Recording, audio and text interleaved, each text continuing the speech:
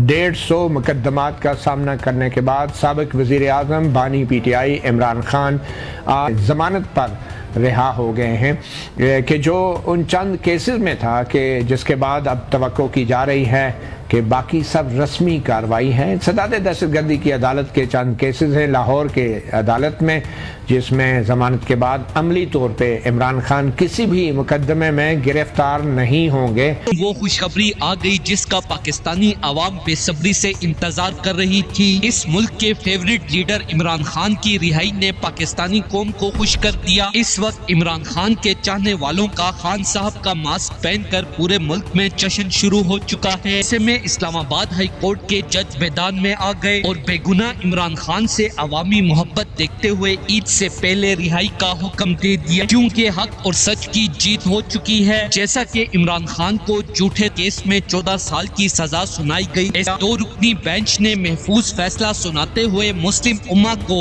खुश कर दिया है। जस्टिस आमिर फारूक के साथ जस्टिस 150 मुकदमात का सामना करने के बाद साबिक वज़ीर आज़म बानी PTI इमरान खान आज ज़मानत पर रिहा हो गए हैं कि जो उन चंद केसेस में था कि जिसके बाद अब तवक्को की जा रही है कि बाकी सब रस्मी कार्रवाई है। सदाद दहशतगर्दी की अदालत के चंद केसेस हैं लाहौर के अदालत में, जिसमें ज़मानत के बाद अमली तौर पे इमरान खान किसी भी मुकदमे में गिरफ्तार नहीं होंगे और उसके बाद उनकी बाकायदा आज़ादी और रिहाई मुमकिन हो सकेगी। ये एक बहुत बड़ा फ़ैसला जो इस्लामाबाद हाई कोर्ट से जस्टिस मियां गुल औरंगज़ेब की अदालत से आया।